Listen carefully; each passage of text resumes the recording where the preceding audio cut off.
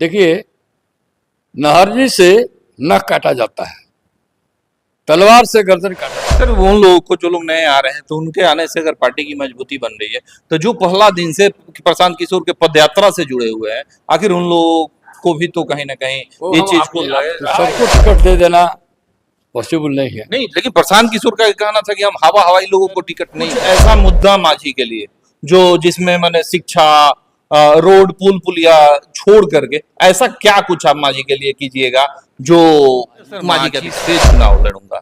मांझी चुनने के पीछे आपका क्या मकसद रहा, आखिर मांझी ही क्यों? शायद आपका घर जो है गोपालगंज में पड़ता है और प्रैक्टिस आप पटना में करते हैं, लेकिन नमस्कार, अभी हम मौजूद हैं मांझी विधानसभा के दाऊदपुर में और हमारे साथ जन स्वराज के वरिष्ठ नेता और हाईकोर्ट के जाने माने अधिवक्ता वाईबी गिरी जी हैं। हम इनसे बात करेंगे। सर सबसे पहले आपको हमारे चैनल में बहुत बहुत स्वागत। आपको भी बहुत धन्यवाद, आपने मुझको अपना विचार रखने का मौका दिया, बहुत बहुत धन्यवाद। सर ऐसा क्या हुआ जो आप अच्छा खासा वकालत करते हैं, काफी नेम फेम वाले वकील भी हैं, फिर राजनीतिक में आने का क्या मकसद रहा? आप मैं तो 50 से वर्षों से ज़्यादा से वकालत करता हूँ और अपने प्रोफेशन में एक शीर्षस्थ स्थान पर लगभग 30 वर्ष से हूँ कि हर दल के नेताओं का केस, चाहे वो लालू यादव हो, चाहे शहाबुद्दीन हो, चाहे पप्पू यादव हो, किसी ने काली पांडे हो, जितने नेता पर पहले मुकदमा हुआ, कुछ एक दो केस बाबू प्रनाथ सिंह जी का भी मैंने किया है। और कभी राजनीति में जाने का मेरी कभी इच्छा नहीं हुई। जगन्नाथ मिश्र जी जब मुख्यमंत्री थे उस समय भी बिहार की स्थिति ठीक नहीं थी, अंतिम पायदान पर बिहार था देश के अन्य राज्यों से। लालू जी का राज और राबड़ी जी का आया तो भी अंतिम प्रशांत पर था। नीतीश जी की जब सरकार बनी तो लोग समझे कि कुछ नई बात होगी, कुछ दिनों तक नई बात कुछ लगी भी बात, लेकिन वैसी की वैसे ही रह गई।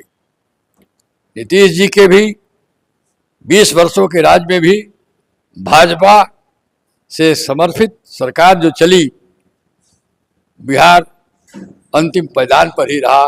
पूरे देश में सबसे ज़्यादा गरीबी, अशिक्षा, सबसे ज़्यादा कानून व्यवस्था की समस्या, कानून व्यवस्था का गिरावट, सब इंडस्ट्रियों का बंद होना बिहार में होता रहा, चलता रहा और आज भी हम लोग सबसे निचले पायदान पर है। अच्छा सर, बात करते हैं कि आप तमाम बड़े बड़े नेता का नाम रखे कि सबका हम केस लड़े हुए हैं, तो ऐसे देखा जाए तो फिर आपको तो कोई भी पार्टी टिकट दे सकती थी, भाजपा, जदयू, राजद, कोई भी, फिर आप जन स्वराज को, एक नई पार्टी जो बिहार में अभी स्टैंड कर रही है, उसको चुनने का क्या मकसद रहा? भाजपा के हमारे बहुत अभिन्न मित्र थे सुशील मोदी जी।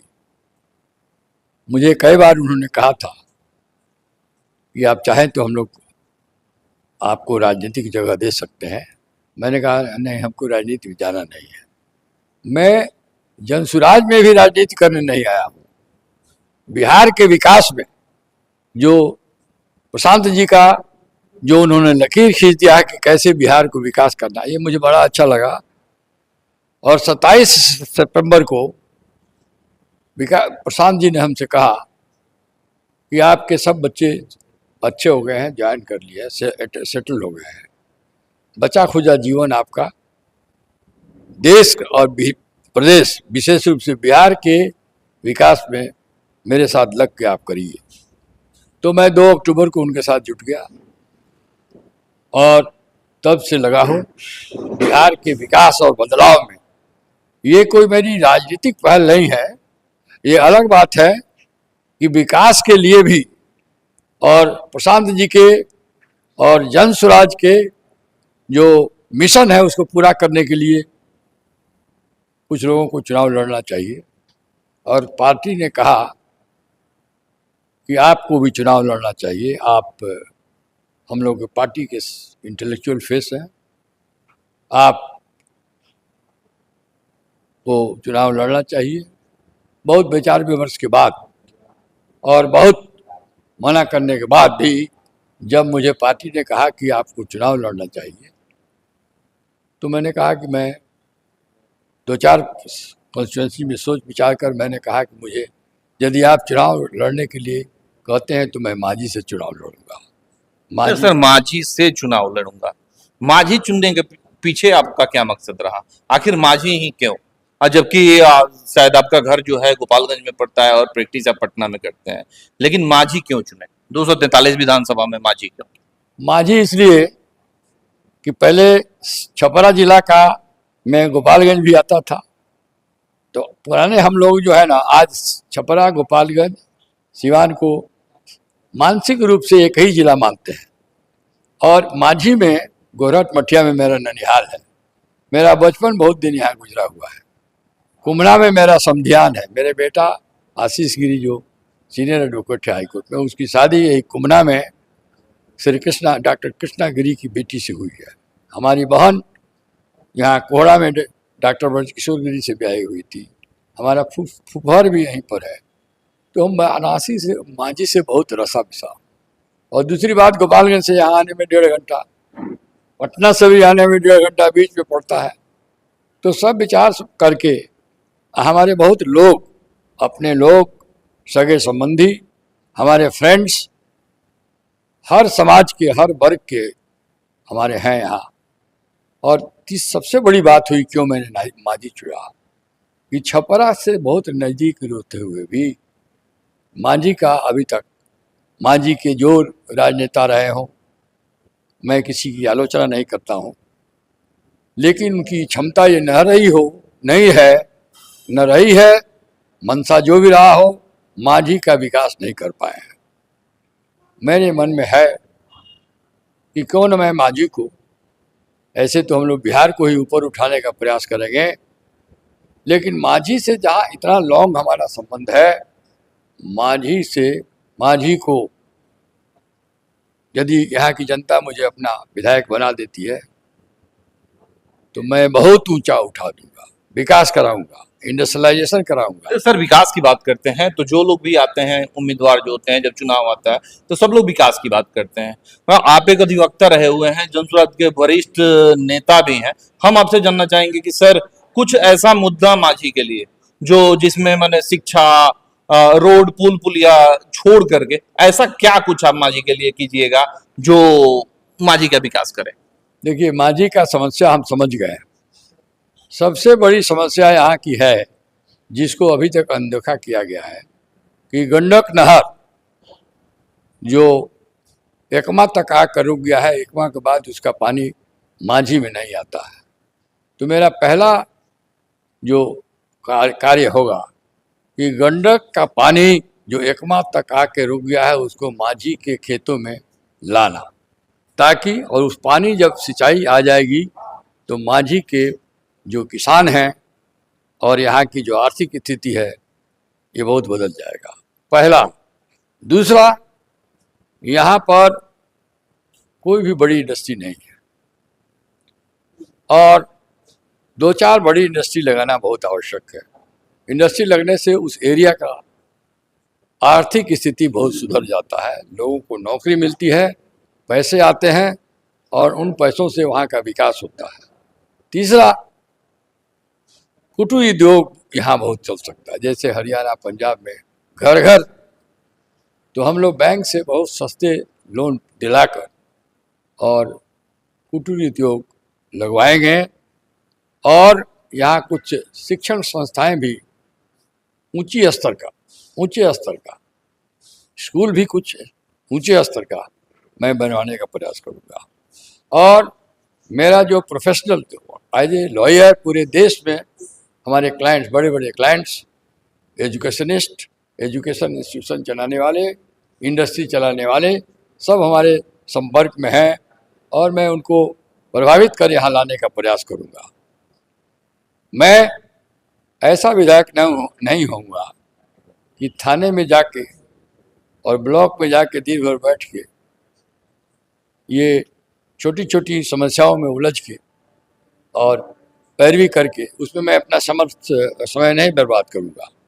मैं ऊंचे लेवल पर chief secretary, chief minister, government of India से बात करके माँ जी के लिए अच्छा अच्छा स्कीम लाऊंगा और मुझे पूरा विश्वास है कि हम लोग माँ जी को, बिहार को तो ऊपर उठाएंगे ही, माँ जी को ऊपर करेंगे। अच्छा, आप जैसे बोले कि जनसुराज में हम प्रशांत जी से प्रभावित होकर के आए, तो प्रशांत जी का एक बात हम शुरू से देख रहे हैं कि वो जो है नीति की बात करते हैं और ये भी बात करते आए हैं शुरू से कि जो हमारे साथ शुरू से रहा है हम उसी को जो है उसी को हम टिकट भी देंगे।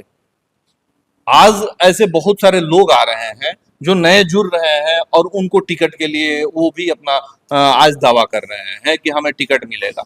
जैसे अभी हाल में ही मनीष कश्यप चनपटिया से जुड़े हुए हैं और उनका भी दावा है कि चनपटिया से हमको लड़ाया जाएगा। तो सर वैसे लोगों के बारे में आप क्या कहिएगा? यहाँ पे प्रशांत किशोर जो बात कर रहे थे, जो फर्स्ट दिन से उनके साथ लोग जो जुड़े हुए थे, वो लोग फिर कहाँ जाएंगे? देखिए, हमारे पार्टी के जो समर्पित कार्यकर्ता हैं और शुरू से प्रशांत जी के साथ लगे हैं, ऐसे कम से कम ऐसे 50 लाख से 20 लाख, कम से कम 10 लाख तो लोग जरूर हैं पूरे बिहार में।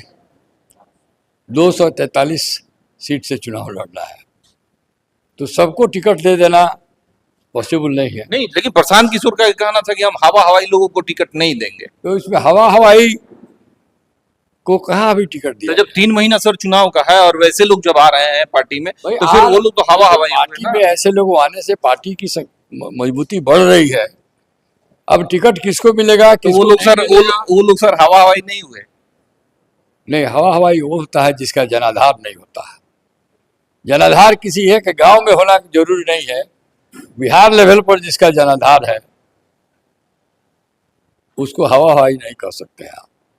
और समझिए, बहुत तेजी से हर वर्ग के लोग, अब यही जेपी सिंह साहब एडिशनल डीजीपी थे, वो रिजाइन करके एकमा के रहने वाले हैं, पार्टी ज्वाइन किए हैं, पार्टी उनका स्वागत किया है।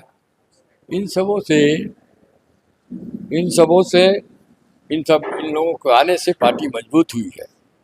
तो पार्टी को मजबूत करना, अब मान लीजिए अगर इन लोगों के जिसको टिकट नहीं मिला फिर भी वो पार्टी में है, पार्टी में काम कर रहा है, तो पार्टी उनके लिए कोई ना कोई व्यवस्था करेगी, सरकार बनेगी, उनको उचित स्थान मिलेगा।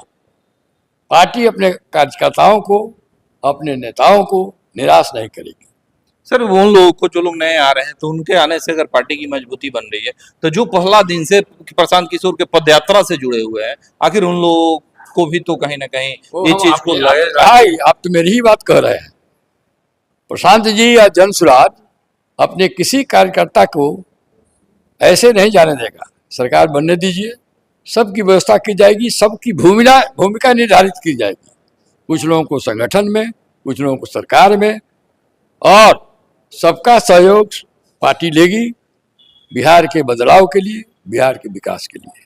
अच्छा सर, चलिए अंत में मांझी के विधानसभा के जनता से आप क्या कहना चाहेंगे? जनता यहाँ की समझ चुकी है, और मैं अपनी प्रशंसा नहीं कर रहा हूँ, लेकिन आज तक किसी दल ने मेरे प्रोफाइल के जैसा प्रोफाइल का नेता या सेवक मांझी क्षेत्र से आज तक नहीं खड़ा किया है।